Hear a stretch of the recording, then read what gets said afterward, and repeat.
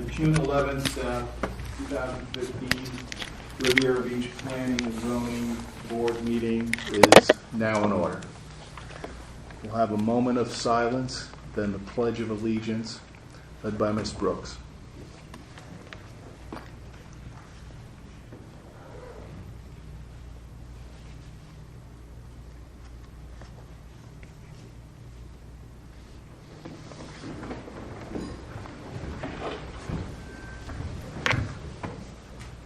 Pledge allegiance to the flag of the United States of America and to the republic for which it stands, one nation, under God, indivisible, with liberty and justice for all.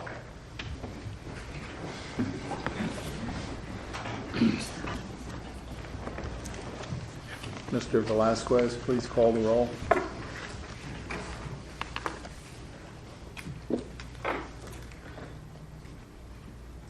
Arthur Hamilton. Present. Kimberly Jackson. Present. Brian Colton. I'm here. Julius Wiggum. Present. Marie Davis. Present. Renee James. Here. Frederick McCoy. Here. Michelle Bruce. Here. Edward Kennedy. Here. Quorum is present. Any additions and deletions to the agenda?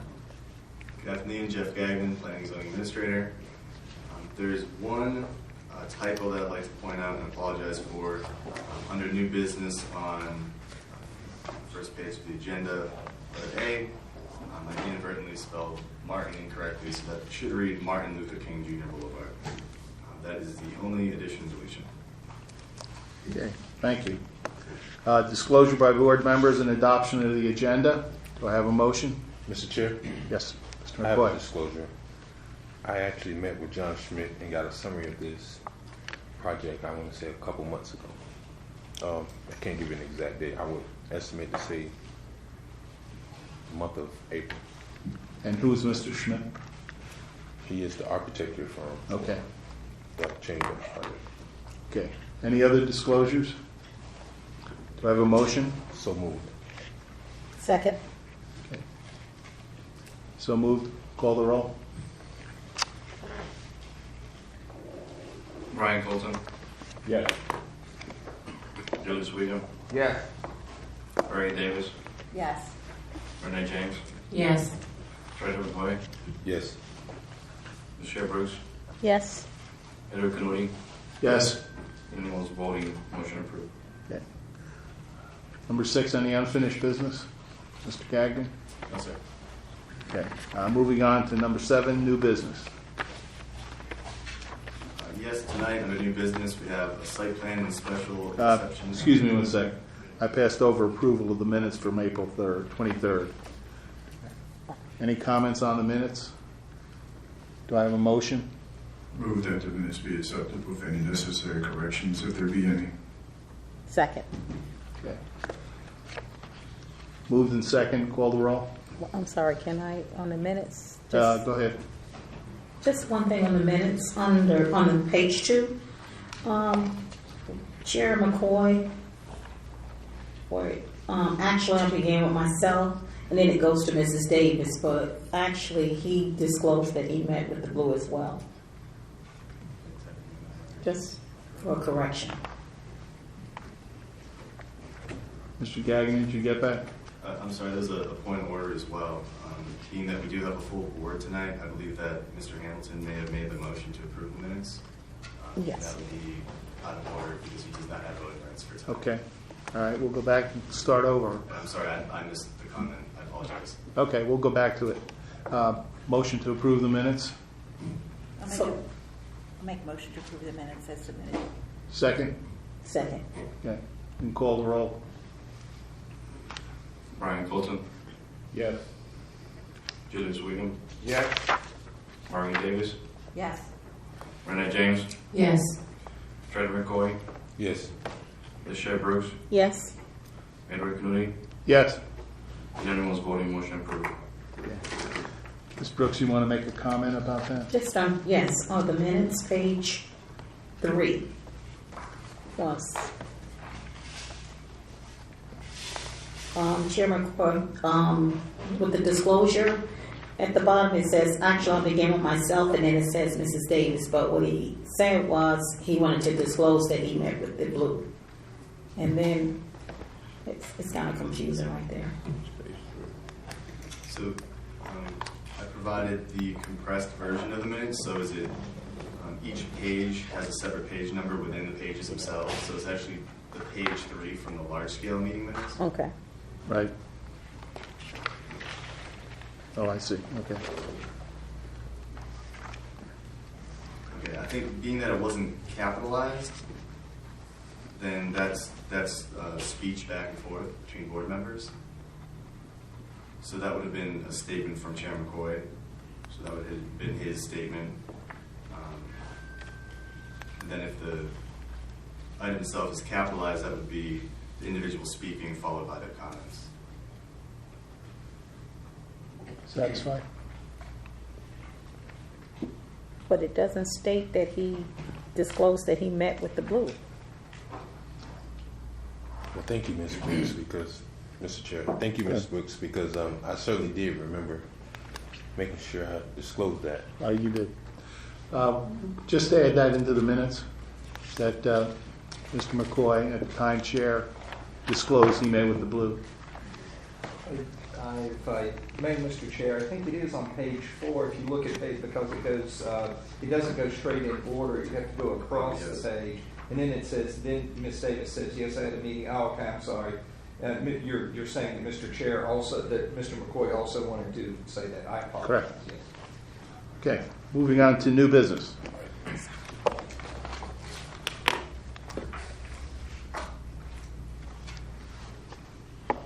Just so staff has clarity on that, on page 4 of the compressed meeting minutes, line 18, it does state, Chair McCoy at the time stated that he did meet with the Blue project team. Okay. So that was adequate? Yeah, they've been moved and approved, so everything is in there. Okay. New business. We have one item under new business tonight, which is a site plan and special exception application from Cheney Brothers, known as SP 1505 and SE 1501, to build and operate a 68,156 square foot warehouse on land currently identified by parcel control number 56 43 42 31 06 001 0010, located on the southwest corner of Congress Avenue and Dr. Martin Luther King Jr. Boulevard, located within the general industrial IG zoning district. At this time, I'd like to have our senior planner, Mr. Mario Velasquez, present the project to the board.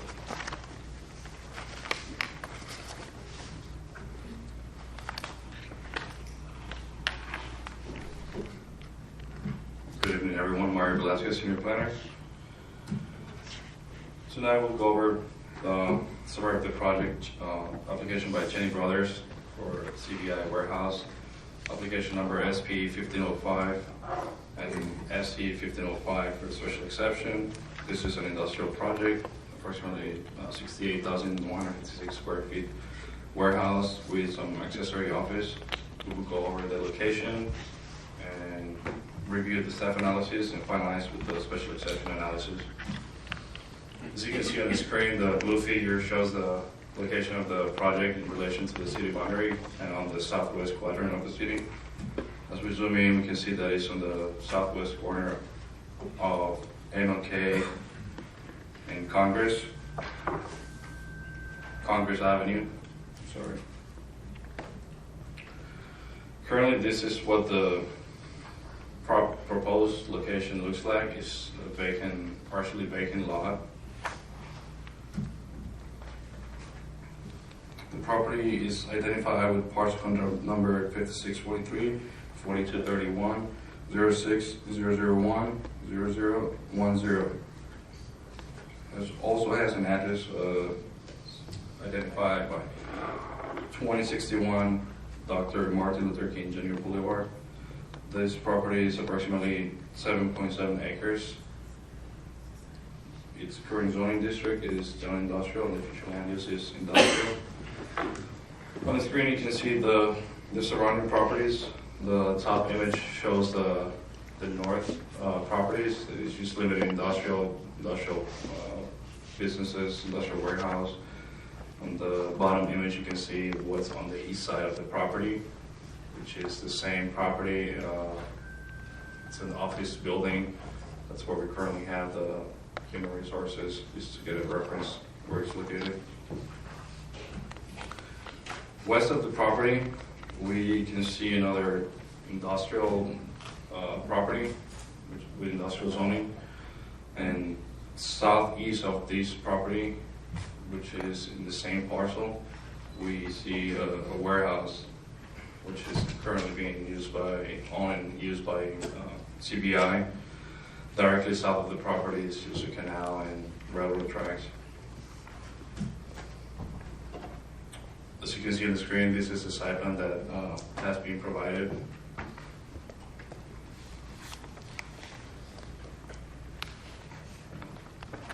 North is on the left side of the screen. The south area that you see here pointing is what is being proposed. That's what we just saw that is vacant. The property extends south and currently has this other structure. So it's an existing use, and they're expanding their use and getting another warehouse.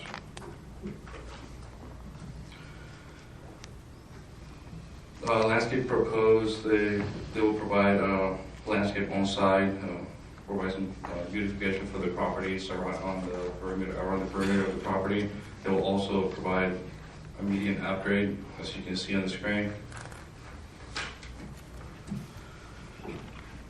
And this rendering has been provided by the applicant to get an idea of what the building will look like. This is like looking from MLK from the corner.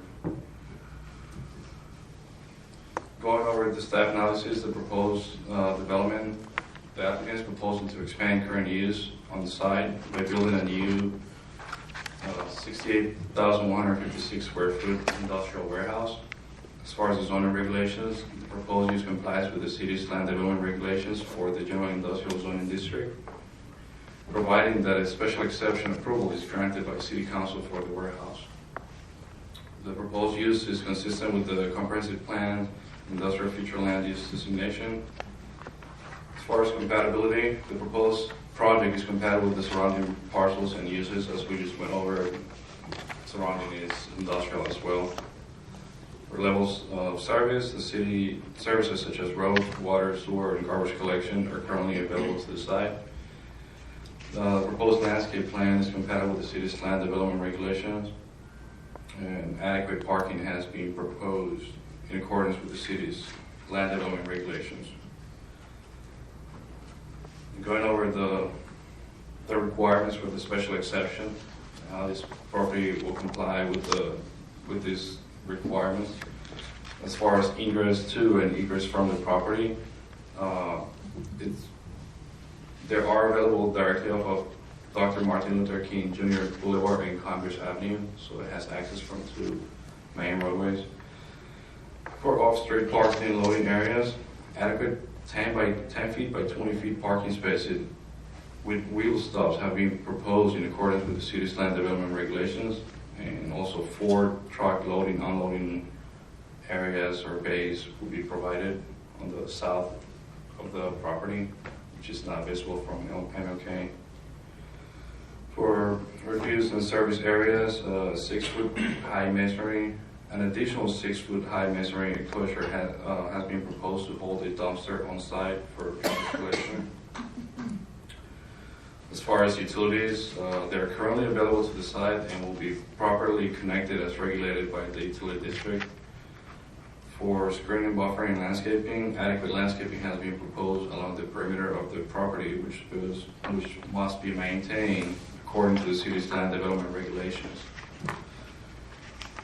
Signs or outside displays, there is currently one monument sign on property for these three structures which will be shared.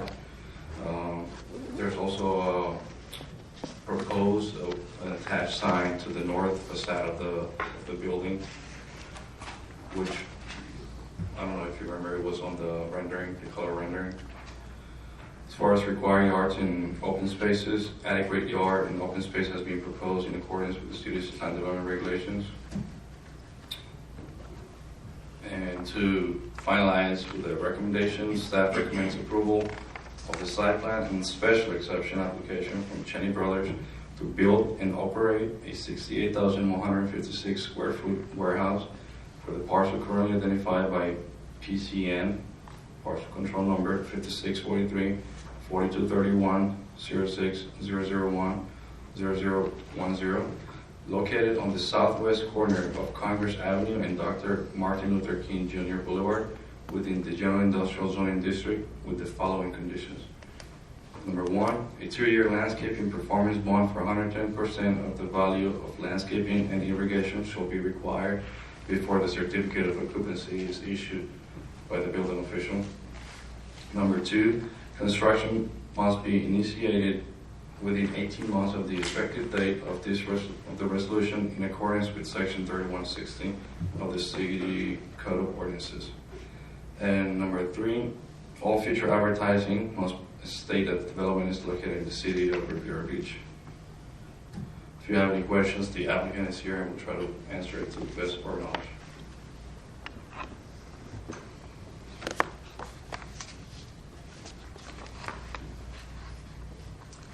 Okay, we have no public comments, no public comment cards. So does the applicant want to make any comments?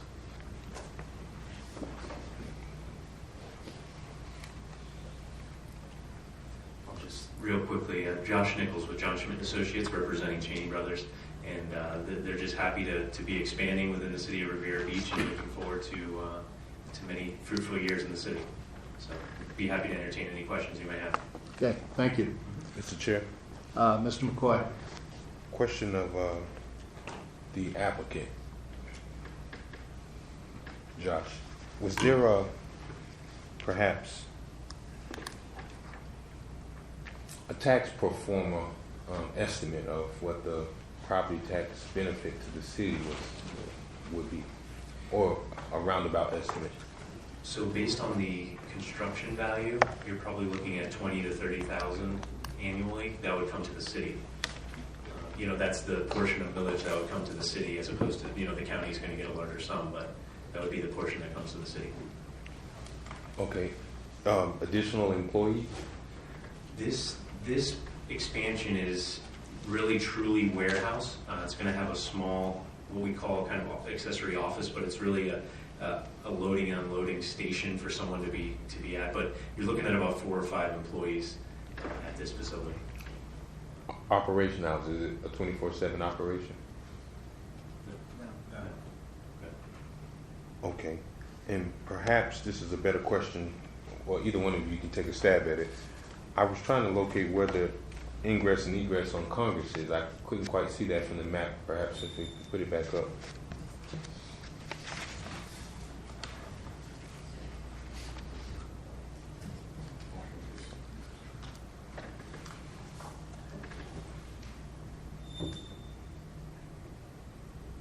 MLK, and then Congress is just to the east there. Yep, through the office component. Okay. So you're saying the entrance from Congress is through Port Center? Yes, it's Port Center is one unified property. Yes, so there's ingress egress easements that cross over the property, so you have access through both entrances. Okay. Any other board questions? I just Ms. have, James? could we go to the better photo that they provided so we could see that? I think it was the one with the red tracing. It was the closer, somewhere in the presentation.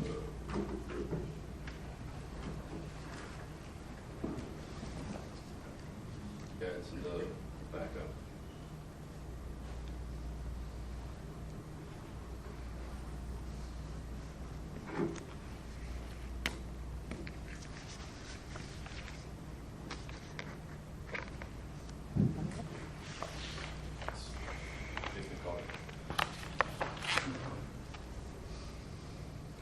could you point that out from Congress where I think it's so small, like where the C is, and then the.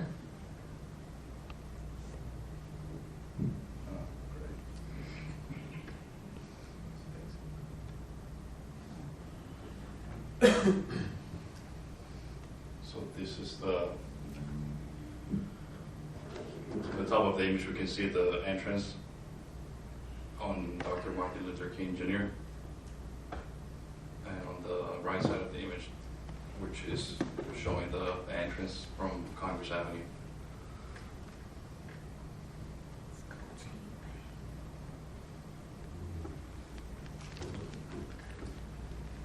Mr. Chair? Well, Ms. James has the floor right now. No other comment. Okay, Mr. McCoy? The existing facility, is it actually in West Palm or is it in Riviera Beach? It's in Riviera Beach. Okay. Is there an intermodal tie-in to the freight line that's there, or is that not freight that I'm looking at? It's on the other side of the canal. Yeah, it's on the other side of the canal. It'd be south of the canal that you're seeing. So there's no spur to this facility. Okay. Thank you. Ms. Davis? I have a question about the landscaping. Once this building is built, will it be totally landscaped so you don't see it from the street? Not entirely landscaped, but there's foundation planting that goes across the facade of the building that's required by code. So we can actually. How high is it going to be?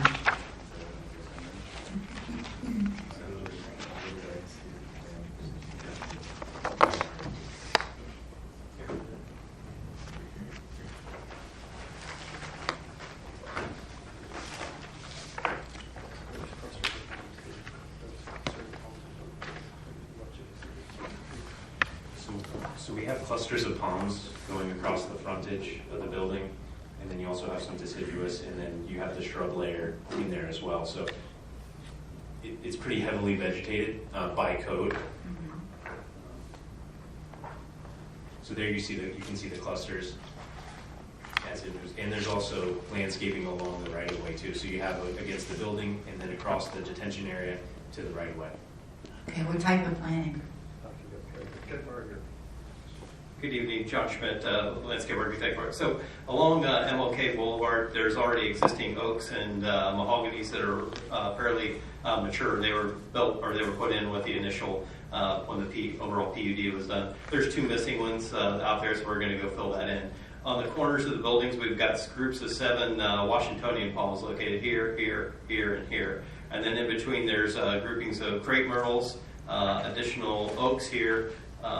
Palm trees around the sign, and then additional crepe myrtles here. So although you're not going to block the total height of the building, it's very heavily vegetated along there. And this green space is really a swale that goes along the building. So it's very heavily landscaped. We're also increasing, as staff pointed out, the median that's already there. There's not much in there. We're going through and putting royal palms and really dressing up that main median. So although it's a big building, there's a considerable amount of landscape budget that was spent on this. In general terms, what do you think the overall green space is? I can tell you exactly what it is from the site plan.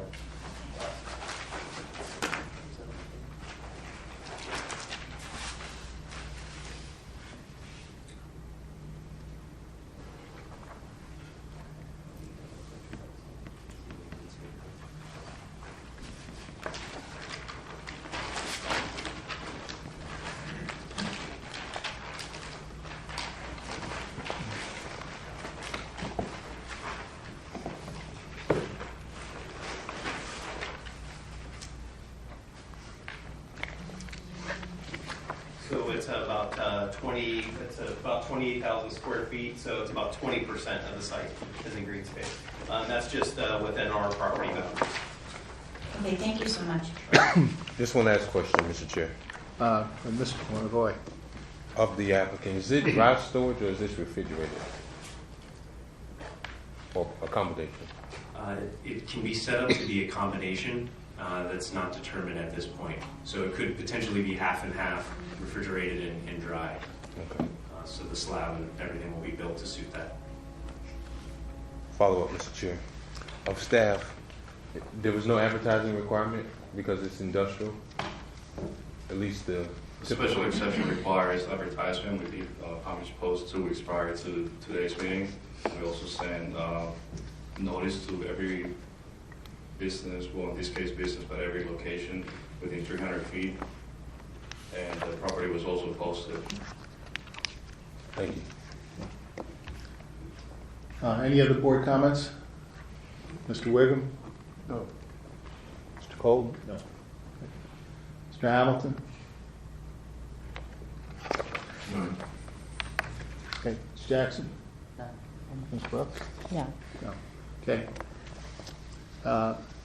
No further comments from the board. Do we have a motion? I'll make a motion that we approve the item as presented. Second. We have a motion and a second. Could you please call the roll, Mr. Vasquez? Brian Colton, Yes. Julius Wiggum, Yeah. Maureen Davis, Yes. Renee James, Yes. Troy Vic McCoy, Yes. Michelle Bruce, Yes. Edward Kennedy. Yes. Unanimous voting, motion approved. Okay.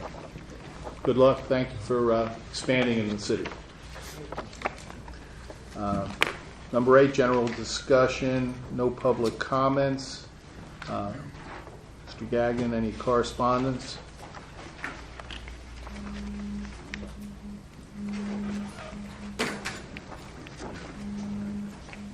It might be unofficial correspondence, but I'll take this time to inform the board of good news, I would say.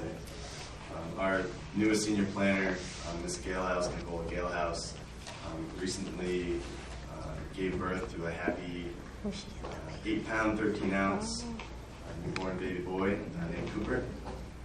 That happens Thursday morning, I believe. Excuse me, Tuesday morning. So that's positive news, and we did receive an email, so I'll say it's correspondence. Great. Okay. Extend our wishes, best wishes, and congratulations from the board. Mr. Chair, Mr. McCoy. and just before we start public comments, can I ask that we just take up some housekeeping things, because I was a little surprised that when Mr. Hamilton made the motion, then that's not in order. So I guess the question for Mr. Shutt, even as an alternate member, it appears that we can't even make motions, and Robert's Rules of Order is all a motion is a request. Now, perhaps we need to clarify, and this is the ambiguity that I have. Almost if the only thing that an alternate member can do is just sit here and make comments, then I think we need to have a really good explanation, because at best, I thought an alternate can still make requests. They were just prohibited from voting. So would you be able to share with us? Yes, if I may, Mr. Chair. It's my understanding, and I don't have a copy of Robert's Rules in front of me, but it's been my understanding through the years that if you're an alternate member, and in a lot of cases, alternate members don't even partake in the conversation. However, pursuant to your rules, you allow that for this particular board. Pursuant to Robert's Rules of Order, I believe the case is that if you do not have the ability to vote, then it calls into question your ability to make a motion. So therefore, I would advise the board that no, an alternate member who has not attained the ability to vote or stepped up to vote, then they would not be allowed to make that motion as well. But I can check on that, but that is kind of my general understanding.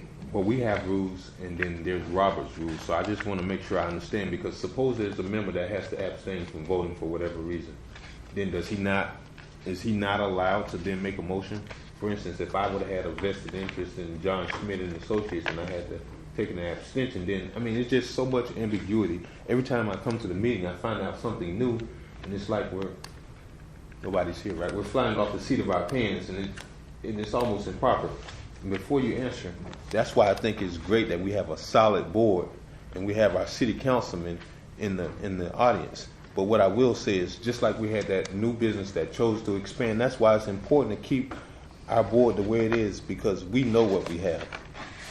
And I'm not sure we'll know what we'll have if this board is is broken up. So I'm done, Mr. Chair. Thank you, Mr. McCoy.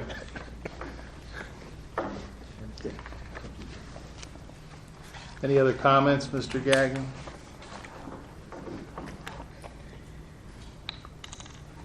There's no additional correspondence. Okay. Are you on letter C right now, Mr. Chair? No, I just want to make one comment to our attorney. It would be important to clarify that, and I guess the question I have, which Mr. McCoy triggered, was for this board, are alternates allowed to be part of the discussion and make comments on the item, even if we have a full board and they will not have a voting right? I think that's an important clarification for alternate members. And I will confirm that the next meeting. It is my understanding that your rules provide for that. However, if you have a full board, the alternate members do not have the ability to vote. And going back to Mr. McCoy's question, if he did have to abstain, he would abstain at the very beginning before the item is brought up. And then if that creates an opening or a spot on the board, then one alternate member, the most senior alternate member, would then step up at that point in time, and they would be part of the board. Okay, and then that begs the question, if Mr. McCoy abstained and withdrew himself, does he comment on the item that's before the board, or does the alternate fill that in? So I guess the first question kind of would clarify it for everyone. And the second question there, as far as whether or not he can comment, I would just say that without a doubt, if he is abstaining, that I would advise him to step down and step off to the side and do not participate at all in the discussion. And that's really for his own protection. Okay, very good. May Okay. I ask a follow-up? Ms. Davis? That leads me to a follow-up question. If he were to step aside and wants to comment, does he then become a member of the public to comment? Yes. I could give you a more definitive answer before the Palm Beach County Commission on Ethics rules came into place a couple of years ago, because once they came into place, they kind of superseded, at least in Palm Beach County, the State Commission on Ethics rules, where those commission rules would allow a board member who is abstaining to step forward and participate in a discussion, however they are abstaining. Under Palm Beach County Commission on Ethics rules, I've advised everybody that once you abstain, that there are certain procedural things that the board member might have to go through in order to do that. And so therefore I would advise any board members, if you see something on the agenda that's coming up where you think you might have to abstain, however you want to try to speak, please contact the planning and zoning staff or myself or whoever your board attorney is, so that we can get that squared away prior to the meeting, because I believe there are certain guidelines that you would need to follow if you wanted to try to do that. And there are certain things that may have to be done prior to the meeting. So that's what I would advise you to do. Thank you. Mr. Hamilton? Thank you, Chair. And this is to the attorney on the same point. All board members are residents of the city, so even though they may have to step down, you're indicating that their rights as a citizen to make comment at the podium is questionable. Yes, sir, I am, because of the Palm Beach County Commission on Ethics, because of certain things where they have provided as far as you making comments. If you're having to abstain, that's because you have a voting conflict. And therefore, in their opinion, or in their, the way the rules look, and part, I don't know them verbatim right now, I don't have them in front of me, but it is my understanding that that would create some issues in you speaking in front of your own board, lobbying against or for a particular project. Mr. Hamilton? Will you be bringing forth clarification on that point? Yes, sir, I will. Okay. Thank you. Thank you, Chair. Yes, Ms. Brooks? Public comments? I'll wait for planning. Oh, okay. Mr. Canuti, if I could just ask one question for Mr. Shep. And go ahead. also, can we clarify exactly what these Robert's Rules of Orders as it relates to alternate members? Because, just me knowing it, all a move is to request. Am I correct? When a person moves, we request or we make a formal request is what I understood the definition of moving or making a motion is just a formal request. And that just seems like it undermines the whole point of being an alternate member. If you can't even make a request, not to mention vote, just a request, like if we want to request, or Mr. Hamilton or one of the alternate members wants to request additional information, is it then not within their right as a member, even though they're alternate, to make a request? And I think it just goes to the point that we have to really revisit this, because a lot of times, and this is not the first meeting that these questions have came up, and I just would hate that it happens when the new board that they're going to plan on implementing here in the next couple of weeks is in place, that this might come up. So if you just look into it, and perhaps we can have a presentation, or maybe even a presentation on making capital the recommendations to the capital budget or something like that. So Okay. so staff could perhaps look into it. That'd be great. Yes. Thanks. Okay, no other board comments? Moving on to C1, project updates. Oh, board comments. I'm sorry, Planning and zoning. Chair. I had Oh, a I'm sorry. comment. Go ahead. I had a comment. Well, it's actually, I wanted to know a status update. So maybe some months back, we voted on approving a medical building on Blue Heron Boulevard. And I wanted to know if we had a status update on that. Yes, there was a site plan application that went through the Planning and Zoning Board and City Council. It was for a development on the corner of both Blue Heron Boulevard, Avenue L, and Australian Avenue. The developer did ask for a 6-month extension on the 18-month timeline to pull a construction permit. And I actually had email correspondence back and forth with the developer today, so he's looking to meet with staff either Friday or early next week. Okay, thank you. Ms. Brooks? Yes, going back to the comments about what we can and cannot say in the ethics committee with the county.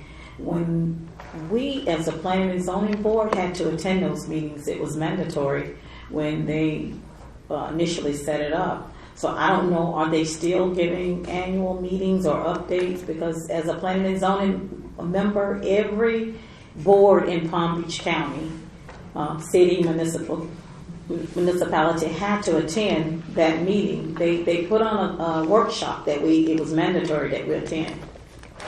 So I'm just wondering, are they doing that on an annual basis? If they're not, maybe they should, because members change. I believe the current regulations require any new board member to at least go through that educational process at least once. Oh, okay. I do believe that their office offers additional educational opportunities, so that's something that staff could look into further to see if they had time in the near future to come maybe touch on some of the highlights at one of the upcoming Planning and Zoning Board meetings. I think that would be worthwhile to at least touch base with them and see if we're meeting all the requirements for that, and to have some sort of a brief update on a regular basis. Okay. Any other board comments? Chair. Mr. Hamilton. Thank you. Since you're talking about and possible ethics training, if there are any other training opportunities, we would appreciate at least notification of such.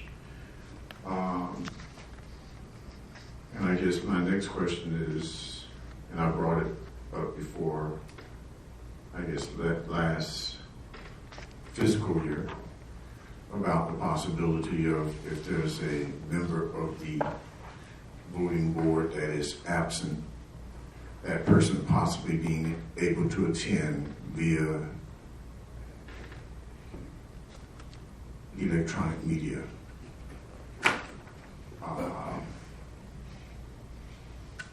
I was curious if there curious about that. I was also curious if there's a way that a budget can be established for P&Z. If I remember looking correctly, I think that's what our former chair was indicating earlier, that this particular committee does not necessarily have funds. When I brought up about training prior fiscal year, because there was no budget, you're indicating that there's possibly no training possibilities for P&Z members. And we are thankful to the council providing, and I believe that's who provided the funds for training last fiscal year. Also, I want to go on record as saying thank you for looking into and bringing to the attention of Palm Trend about possible installation of bench for those riders at the intersection of Congress, at the northeast intersection of Congress and Dr. MLK Boulevard. Truly appreciate your investigation on that matter. Thank you. Thank you, Chair. Mr. Gagnon, did you understand that request? Yes, so to respond to the first question about, well, I guess the first was on training opportunities.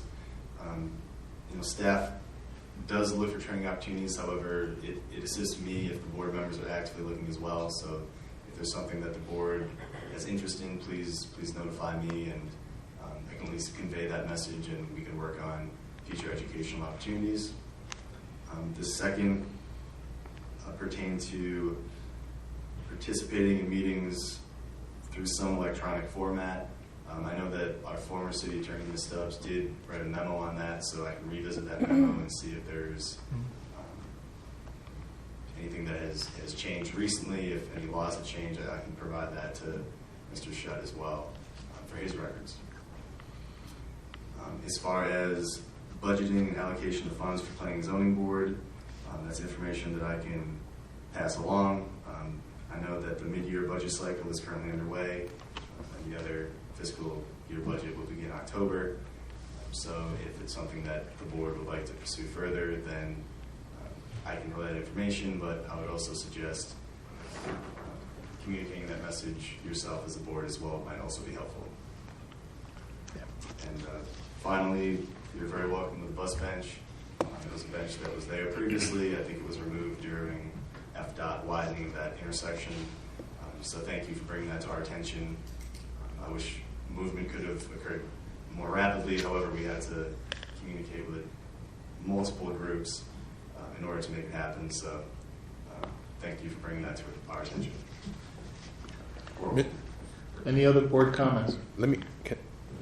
Before we move on, can I clarify, Mr. Hamilton? What I was really referring to was the role that's described in Chapter 27 of planning that allows the planning board to submit to the city managers prior to the budget year the capital improvement recommendations from the board. That's really what I wanted us to be involved in, because we can look at site plans applications and special exception applications, but I was really concerned about the city going forward, especially since there's a lot of new development coming up along our Broadway corridor and even expanding west to between Old Dixie and Congress area. So that's really the actual budget request that I was speaking of. So not so much a line item budget, but for us to be able to submit capital improvement plans and having a workshop on it so that we can know how this is done every year or should be done every year. So thank you. Mr. Gagnon, can you visit that and bring it back to the next meeting? That particular section? My suggestion would be I can do that. I can bring the section back for board discussion and review. It may present a more unified and group front if there is a motion followed by a board vote. Again, it doesn't have to happen. I can provide the code section, but just for the meeting minutes, it may be more beneficial to have a motion and have the board. I think prior to a motion, you should make that section available to everybody so that everybody can refresh themselves on it. And I think we'd be better prepared to decide if we want to or not want to make a motion. Okay. Send the link out or the section itself. What I'll do is I'll email the link out and also have hard copies available at next meeting. Okay, thank Mr. you. Chair, what are we emailing? What's being emailed? The specific code section. What I said was he's asking for a motion regarding your comment about section, I believe, was 23. 27. And I said to have him send the link to everybody so that everyone can be refreshed with it before we decide on a motion. Okay. Thanks. Okay. All right, moving on to C1, project updates, etc. I have no updates at this time. Okay. I have a couple of comments. Yes. Couple questions. Ms. Davis. Do you know what is coming up before planning and zoning next month or in 2 weeks? Do you have any idea? I do not at this time, no. Okay. Do you know the status of some of the other pending projects that were discussed, like the AMRIT? What's happening with the AMRIT? The AMRIT is currently in a phase where they're planning to have a public community meeting on Singer Island for resolution 236-04. Once they have that public meeting, they would be in a position to come before Planning and Zoning Board once they provide city staff with minutes from that meeting. So they're moving through the process, and their next step would be that public community meeting. You don't have any idea when that will be? I have not been provided a date or time. Okay, I have another question. Their application been pending for how long? 10 years. 10 years. There was, the most recent submittal was provided to city staff in April of 2014, and there have been multiple iterations of comments and staff review periods, reworking the plan. So is this an extension of the 10-year-old plan, or is this a brand-new application? What's being applied for is an amendment to the previous site plan. All right, so is the old site plan that's been open for, the permit's been open for 10 years? Is that what you're saying? What I'm saying is the applicant has asked to amend the previously approved site plan that was originally approved in 2004. Okay, so it's been open for 10 years? The original site plan was approved 10 years Then ago. the answer is yes. plus. So I know you commented during one of the other meetings that they showed good faith in amending this or their timeline. So what constitutes good faith for them to keep this open, for you all to keep an application open for 10 years instead of 18 months? I mean, do they have to pay fines and fees? I'm sorry. Do they have to pay fines or fees or extension fees? There's specific criteria within the code, and there's been correspondence from staff that's been previously sent to the applicant saying that they have met the criteria, so their site plan is still considered an active site plan. Have they had to pay fees? I believe that there were contributions made historically. I don't know if I refer to them as fees, but I know that there was a contribution to the city's MIHOP program. I believe there was a contribution to North Ocean Drive Beautification Fund. So there could have been multiple items of that nature that previously occurred. So does that mean if other applicants do the same thing, their applications can remain open? Perhaps. So do you think that they spent nearly $1 million? I do not have that information. Thank you. Any other board comments? I've got one comment that we brought up a couple of different times. The Marriott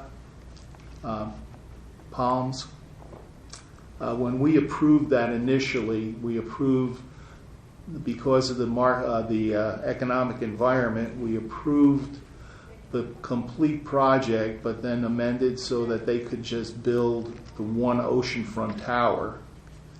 And when the environment improved, they could build a second one.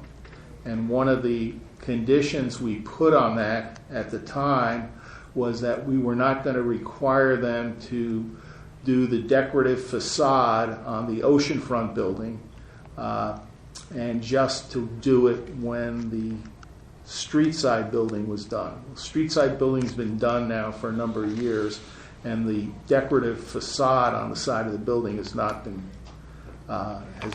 done.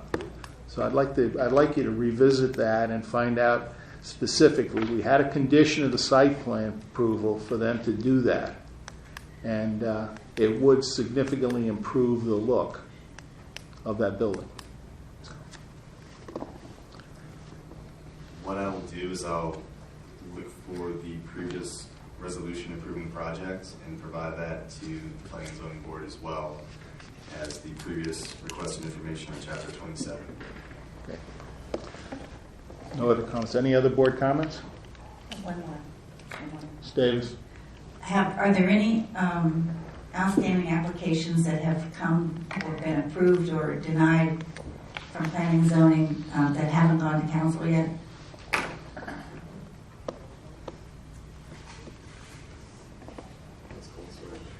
Because we talked one of the other meetings we talked about the staff presenting a status report and an action, not an action agenda, but a little footnote on what has to be done for the next meeting.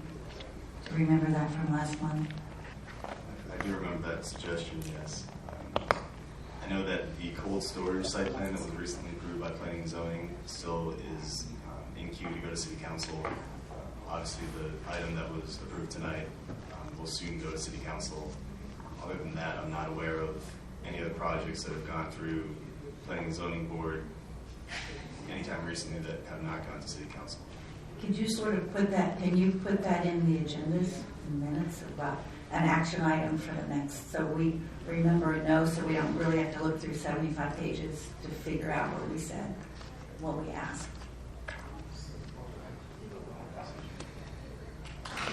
I'm not sure are you asking for items that were approved by the board, okay, and the status of them after they left the board? Yes. Whether, as you said, they're queued up to go to City Council, they've been approved by City Council.